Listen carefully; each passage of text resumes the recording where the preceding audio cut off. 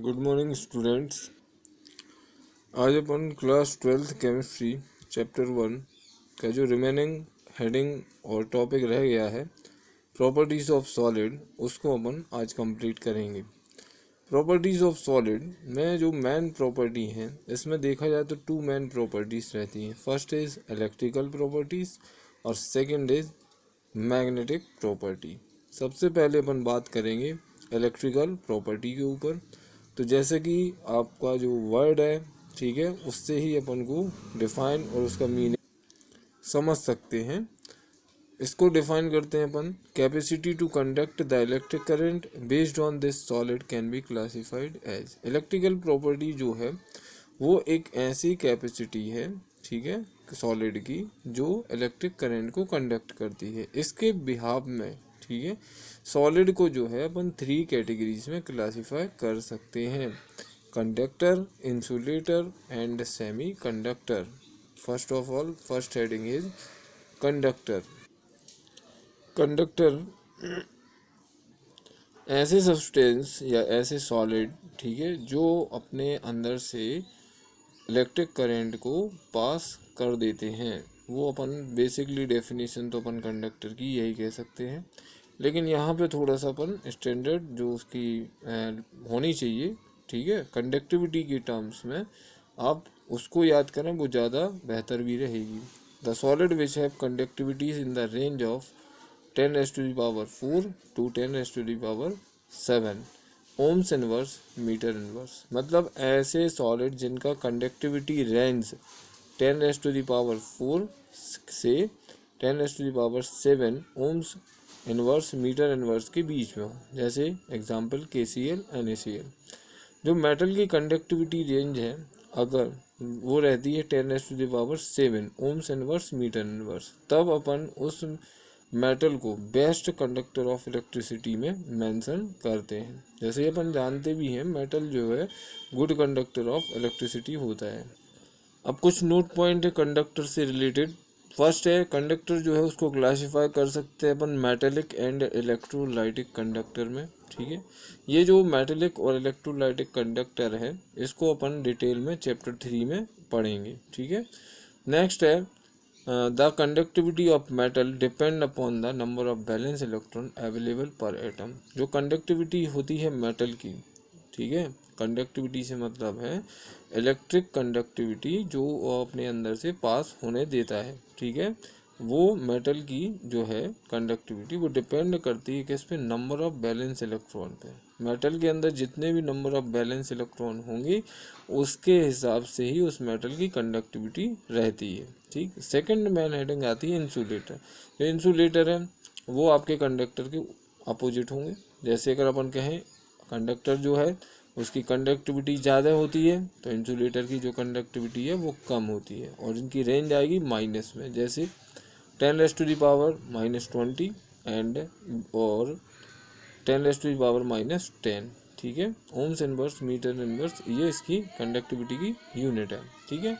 इसके एग्जाम्पल हो सकते हैं प्लास्टिक, रबर, बोर्ड, ETC।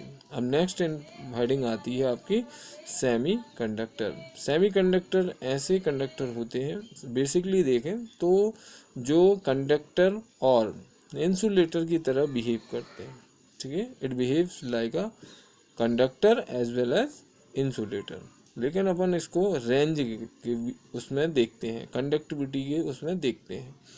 तो इनकी जो रेंज है, ठीक है, 10⁻⁻6 एंड 10⁻⁴, इस दोनों रेंज के बीच में, ठीक है, ये सॉलिड्स की कंडक्टिविटी लाई करती है, मतलब प्रेजेंट होती है। अब बात करते हैं सेमीकंडक्टर के टाइप्स की। First is intrinsic, second is extrinsic, ठीक है। जो इंट्रिंसिक सेमीकंडक्टर है, ठीक है, उसको डिफाइन करते हैं प्योर सब्सटेंस, ठीक है। किसी भी सेमीकंडक्टर जो है वो अगर प्योर फॉर्म में है तो वो इंट्रिंसिक सेमीकंडक्टर कहलाता है, जैसे सिलिकॉन, जर्मेनियम। एक्सट्रिंसिक जो है, इसमें एक्चुअली में जो है आपको इम्प्योरिटीज़ प्रेजेंट रहेंगी, और इनको अपन डोपिंग से बनाते हैं, ठीक है। जैसे एग्जाम्पल के तौर पे डोपिंग ऑफ सिलिकॉन और गैलियम या germanium germanium is carried out with potassium, arsenic, antimony, boron, aluminium और गैलियम। ठीक, नेक्स्ट है, अगर अपन इम्प्योरिटीज़ को ऐड करें सेमीकंडक्टर में, और ये क्यों कर रहे हैं वो भी मैं आपको बता ही दे रहा हूँ। सेमीकंडक्टर में इम्प्योरिटीज़ को ऐड करना क्यों ज़रूरी है, जैसा कि अपन जानते हैं सेमीकंडक्टर तो जो है वो आपका एक हिसाब से कंडक्टर और इंसुलेटर की तरह बिहेव करता है। ठीक है, अगर अपन सेमीकंडक्टर को एज अ कंडक्टर बनाना चाहते हैं तो उसमें अगर कुछ इम्प्योरिटीज़ ऐड कर सकते हैं जिससे वो एक कंडक्टर की तरह बिहेव करने लगता है। ठीक है, इसके according addition of impurities semiconductor are two types,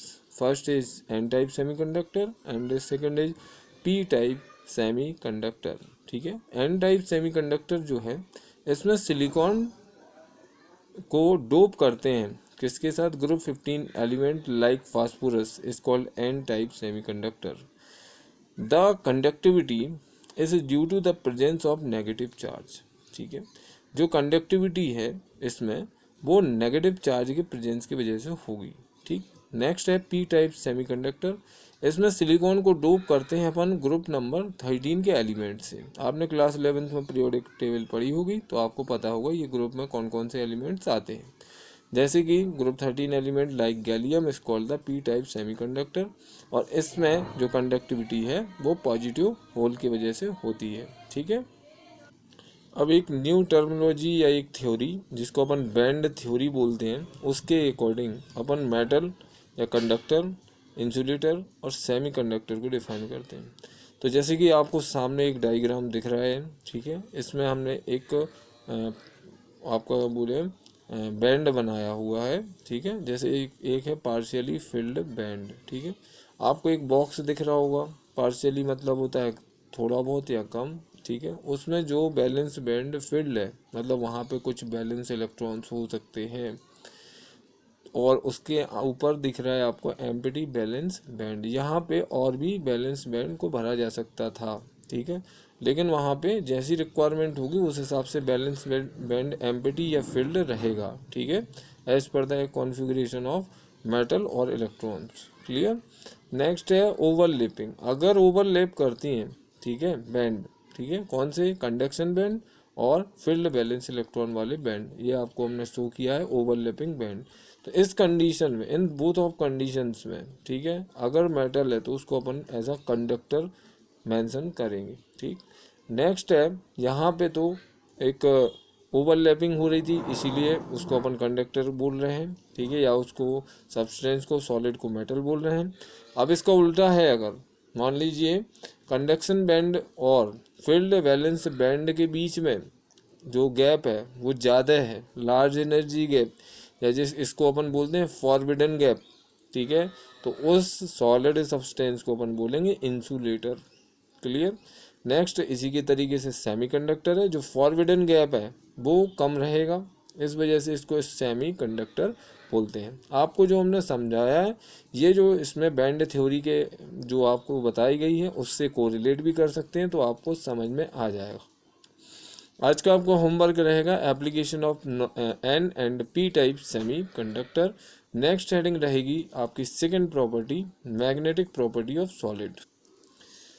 magnetic property of solid, इसमें अपन डिस्कस करते हैं सबसे पहले इलेक्ट्रॉन के बारे में। ठीक है, इलेक्ट्रॉन आप जानते हैं कोई भी एलिमेंट एटम उसके अंदर इलेक्ट्रॉन्स रहेंगे, 11th क्लास में इसमें बहुत अपन डिस्कस कर चुके हैं।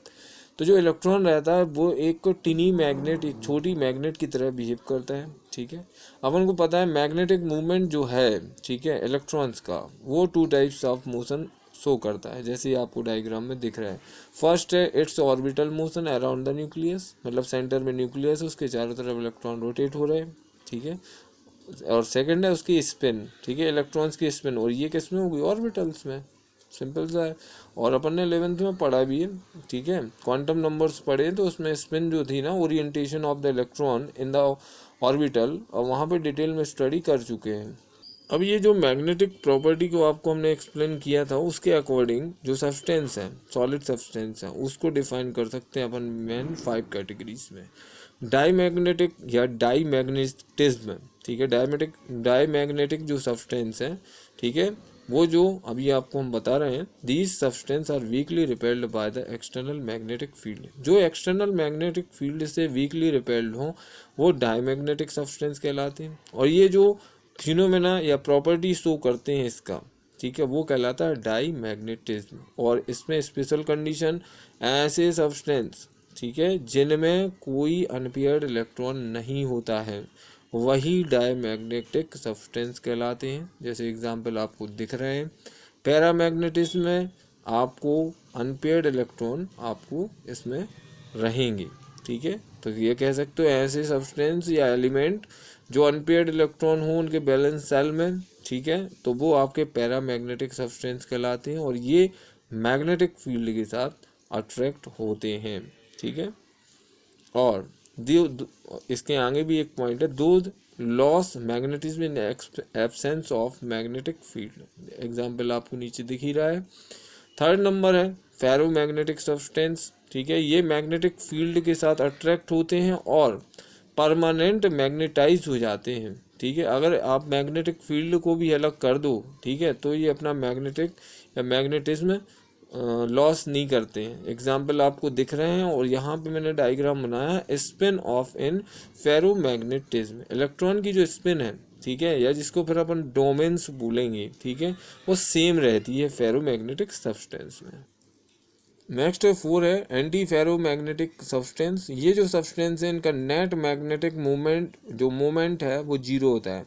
क्यों होता है? वो इसलिए होता है क्योंकि इनमें जो डोमेन रहते हैं वो इक्वल नंबर में रहते हैं और अपोजिट साइड में रहते हैं। जैसे ये आपको दिख रहा होगा, लाइंस दिख रही हैं, तो दोनों 4 लाइंस में आपको दिख रहा होगा इक्वल एंड अपोजिट साइड में, ठीक है, डोमेन्स का रोटेशन है, इसीलिए इनको अपन एंटी फेरोमैग्नेटिक सब्सटेंस कहते हैं।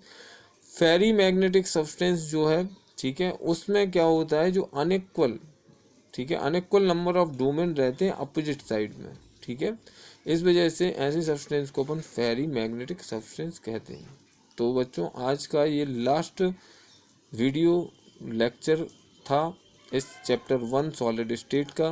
उम्मीद करता हूँ आपने जितने भी वीडियो लेक्चर डाले गए थे उनको ये नोट्स बनाए होंगे, होमवर्क भी किया होगा और प्रैक्टिस भी की होगी और याद भी कर लिया होगा। आपके पास होमवर्क आज का यही है, जो पूरा चैप्टर है सॉलिड स्टेट, उसको चाहे तो थ्योरी हो, क्वेश्चन आंसर हो, सॉल्व एग्जाम्पल हो, सारी चीज़ें करना है, ठीक है। तभी आपसे क्वेश्चन पेपर या जब भी होगा आपका तब आपसे क्वेश्चन बनेंगे, ठीक है।